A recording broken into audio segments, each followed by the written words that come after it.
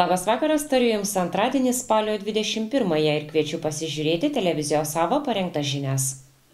Prokurorai kreipėsi į teismą dėl Ritai Latviūnienei skirtų savivaldybės lėšų. Jonavos ligoninėje atliktos pirmosios akių vokų operacijos. Kaip paskatinti vaiką pasipasakoti apie savo jausmus. Prokuratūra iš buvusios Jonavos rajono savivaldybės tarybos narės Ritos Latviūnienės siekia prisiteisti daugiau nei 17 000 eurų.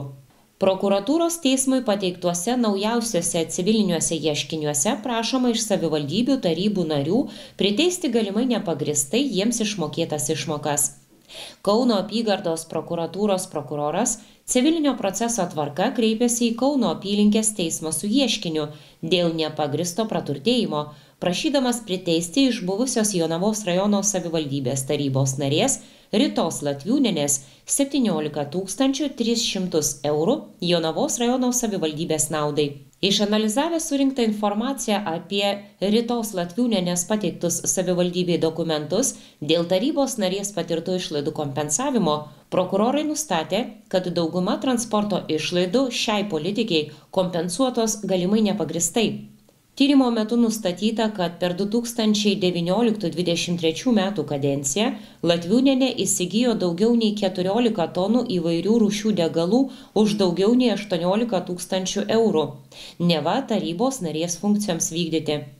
Primename, kad savivaldybių lėšų panaudojimo tyrimuose viešojo intereso gynimo prokurorai vertina, ar pinigų sumos tarybos nariui yra išmokėtos teisėtai, o nustatę teisės aktų pažeidimus, kreipėsi su ieškiniu į teismą dėl konkrečių sumų grąžinimo į biudžetą civilinio proceso tvarka. Generalinės bei apygardų prokuratūrų prokurorai apylinkių teismams šiuo metu yra pateikę 119 civilinių ieškinių, bendrai beveik 1 400 000 eurų sumai.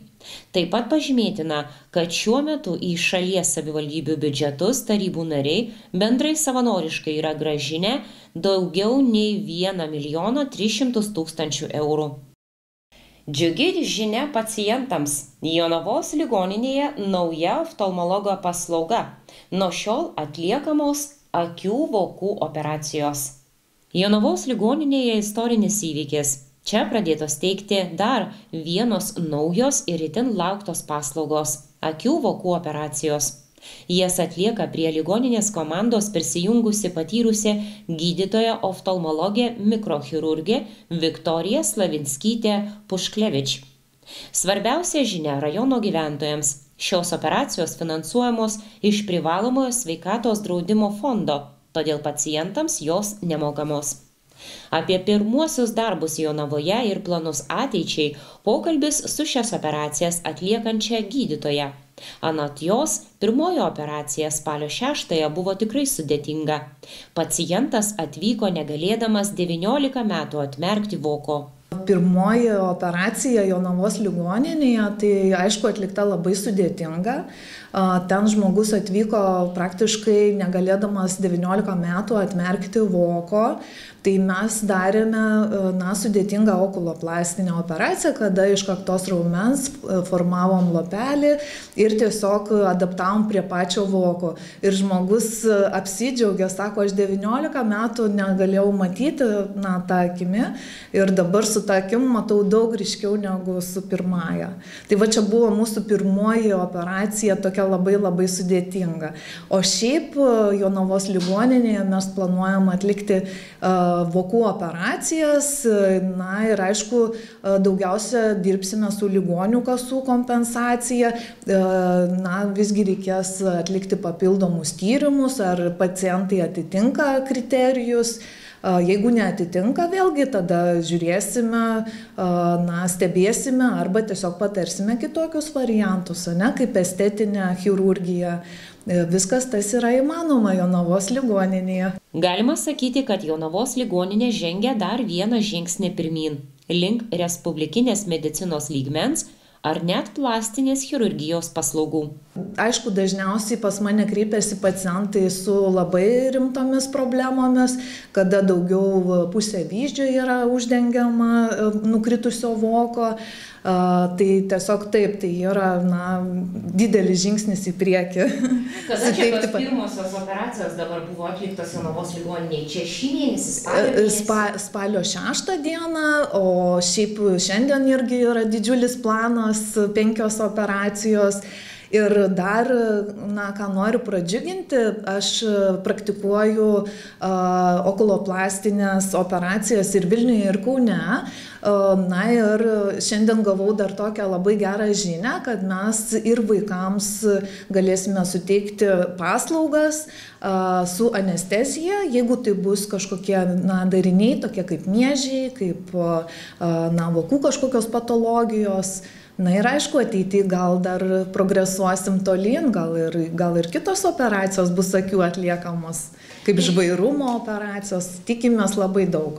Paklausta, kada žmogus turėtų susirūpinti ir kreiptis į medikus, gydytoja pabrėžia, viskas prasideda nuo šeimos gydytojo. Tai pirmiausia, vis tiek žmogus glaudžiai kontaktuoja su šeimos gydytoju ir ko gero pirmiausiai šeimos gydytojas išgirsta tuos nusiskundimus, kad sunku matyti, reikia įtempti kaktos raumenis, antakius tampyti ir kitą kartą vairuotojai pasiskundžia, sako, aš esu profesionalus vairuotojas ir aš kartais matau, kad šonų visiškai nėra regėjimo lauko, aš turiu galvą atsukti. Tai čia tokie jau, kaip pasakyti, rimtos indikacijos. Aišku, mes pasidarom regėjimo lauko ištyrimą pilną ir matome, ar tie skundai yra realūs. Tai tiesiog pirmiausia pas šeimos gydytoją su nusiskundimais ir po to pas specialistą, kad mes galėtume detaliai įvertinti, žmogus pats pamatytų. Kartais būna, žmogus abejoja, ar man reikia, bet kai pamato, kad regėjimo lauke yra defektas, ko gero susijęs su vokais dažniausiai, tai tiesiog tada gal ir greičiau priima tą sprendimą, nes delsti, tai aišku, tiesiog diskomfortas didėjantis yra, regėjimo būklė blogėjanti, tai tiesiog kam laukti, tiesiog, žmonės dabar kažkaip sprendžia problemas ir nelaukia ilgai. Nors atrodo, kad pakritę akių vokai moterų rūpestis, gydytoja atskleidžia, kad statistiškai nukritusius vokus dažniau turi vyrai ir tai nėra vien tik estetinė problema. Iš tikrųjų, statistiškai tai labiausiai vokai nukritę yra pas vyrukus. Dėl ko? Dėl labai paprastos priežasties, dėl to, kad anatomiškai tarp moterų ir vyrų yra skirtumai, pas juos yra sunkesni kaktos audiniai, raumenys. Ir, aišku, tas per laiką sąlygoja antakių pasmukimą. Tai dažniausiai, kai ateina vyrukai, žiūri, kad tie antakiai antiek nukritę žemai, kad realiai negali net vokų operacijos daryti. Pirmiausia, reikėtų antakius kelt, tą aš irgi atlieku. Mes darom kitą kartą vienmomentiškai, nes kitą kartą pacientui rodai, kad nukritęs antakis ir nukritęs vokas ir gali tekti antakį prie voko prisiūti. Tai tiesiog ir žmogus priima sprendimą, ar vienmomentiškai daryti ir antakių pakelimą, ar tiesiog, jeigu labai nemaišys, gyventi toliau, o jeigu maišys, tai žinos, kur kreiptis. Tai statistiškai vyrams yra labiau nukritę vokai, bet aišku, mes moteris stengiamės visada visur laiku, nevėluoti. Mes tokios labai atsakingos vyrukai, tegul nepyksta, gal dar ir drąsesnės esame. Tai tiesiog mes kreipiamės, kada pradedam jausti iš tikrųjų diskomfortą. Gydytoja ramina, kad chirurginė intervencija nėra baisi, kaip gali pasirodyti. Operacijos neskausmingos, nes naudojamas nuskausminimas. Ir vizitas primena apsilankymą pas odontologą. Vis dėlto jautresniems pacientams galima taikyti ir bendrinę anesteziją.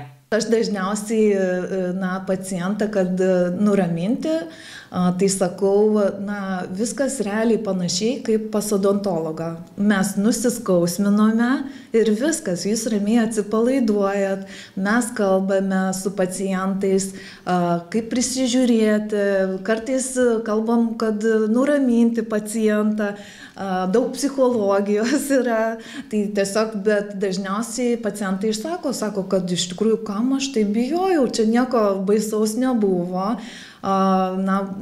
Kartais atsiliepimai būna tokie, kad, realiai kaip pas kosmetologą jauties, tiesiog spa. Bet aišku, yra ir labai jautrių pacientų, kurie, turi, pasąmonę labai vaizdžią, tai tiesiog yra galimybė ir su anestezija, bendrinė, intraveninė, pagal sveikatos būklę, tai tiesiog pacientas dažniausiai save žino, kad, tikrai aš neiškentėsiu, suderinkim tada, su anesteziologu. Ir čia yra pacientų pasirinkimas. Tai ta prasme galima ir derintis, ne? Taip. Tikrai mes Jonavos ligoninėje turime tą galimybę ir labai puikiai iš tikrųjų. Jonavos ligoninėje paslaugos prieinamos ir vaikams, kuriems prireikia okuloplastinių procedūrų. Vaikučiams taip pat galima taikyti anesteziją. Vaikučiam mes galėtume irgi suteikti anesteziją, nes vaikai, aišku, turi, kaip ir minėjau, labai vaizdžią vaizdų įsivaizdavimą, jie gal jautresni yra, tai iš tikrųjų mes turim galimybę suteikti anesteziją vaikučiams, bet vaikučiai galėtų kreiptis nuo 5-6 metų. Mažesnius visgi nukreiptume į Kauno klinikas. Bet vis tiek jau pažanga Jonavos ligoninėje. Pradžiūrinote daug pacientų. Nes iš tikrųjų, pas mane irgi ir vakar, ir užvakar buvo, kad klausė, kur galėtume Kaune arba aplinkiniuose miestuose su vaikučiu kreiptis 14 metų. Vaikas didelis, ne visos įstaigos turi tą galimybę, o Jonavos ligoninė turi, tai tikrai labai džiugi naujiena vaikučiams. Ir vaikus, ir suaugusius turbūt irgi priimas bendradarbiaujant su ligonių kasomis. Tai reiškia, kad mokėti nereikės, tiesa? Nereikės, nemokamai. Tai kągi, ačiū Jums už pokalbį ir sėkmės darbuose. Ačiū labai. Išreikšti emocijas ar pasipasakoti apie savo jausmus kartais nėra lengva. Anot vaiko teisių gynėjų, viena iš priežasčių, kodėl vaikai nesiryžta pasipasakoti tėvams, yra ta, kad vaikai nerimauja, jog suaugusieji jų nesupras ar net apkaltins. Baimė būti atstumtam ar nuvertintam tampa kliūtimi atviram pokalbiui. Todėl vaiko teisių gynėjai dalinasi patarimais, kaip šią kliūtį įveikti. Kodėl vaikas vengia pasipasakoti apie savo išgyvenimus tėvams ar globėjams, priežasčių gali būti įvairių. Tačiau vaiko teisių gynėjai neretai išgirsta, kad vaikai nerimauja, jog pasidalinus savo išgyvenimais su suaugusiais bus išjuokti, nesuprasti, o gal net apkaltinti. Labai svarbi tėvų reakcija. Nuo jos priklauso, ar vaikas kitą kartą pasiriš atverti savo širdį. Jei tėvai išklauso su švelnumu, parodo susidomėjimą, sukuria saugią erdvę jausmams išreikšti, vaikui tampa lengviau kalbėtis. Tėvų atsakomybė yra priminti vaikui, kad jo jausmai rūpi, kad namie kartu su tėvais jaunuolis turi saugią vietą pasipasakoti ir būti suprastas. Tad tėvams ir globėjams turi kelis esminius patarimus, kurie padės megzti ryšį su vaiku ir skatinti jį atsiverti, pasipasakoti. Pirmiausia, skirkite laiką kasdieniams pokalbiams, net jei jie atrodo smulkus ir mažareikšmiai. Vaikui svarbu suprasti, kad jums rūpi jo kasdienybė, kad norite girdėti net ir apie mažiausius džiaugsmus ar rūpesčius. Juk būtent iš kasdienio pokalbio gimsta pasitikėjimas. Taip pat kviečiu reaguoti švelniai. Neskubėti dalinti patarimų ar teisti. Svarbu suprasti, kad jaunam žmogui ateiti ir pasipasakoti didelis žingsnis. Jis gali jausti nerimą ir dėl to būti irzlus ar įsitempęs. Tad tėvų vidinė ramybė, geranoriškumas apramins ir vaiką. Dar itin svarbu priimti emocijas, juk kiekvienas jausmas turi vietą ir nėra netinkamų emocijų. Tačiau svarbu visiems mokytis jas tinkamai parodyti ir iškomunikuoti. Pokalbio metu tėvams siūlau užduoti vaikui atvirus klausimus. Kaip tu jauteisi arba kas tau buvo sunkiausia. Tai padeda vaikui mokytis įvardinti savo būseną, o svarbiausia, veikia kaip raginimas kalbėti daugiau, pasipasakoti.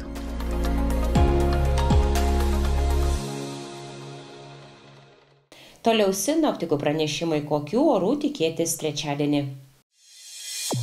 Trečiadienio dieną kai kur trumpai palis, vėjas pietryčių, temperatūra naktį nuo 1 laipsnio šalčio iki 4 šilumos, dieną tarp 9–13 laipsnių šilumos.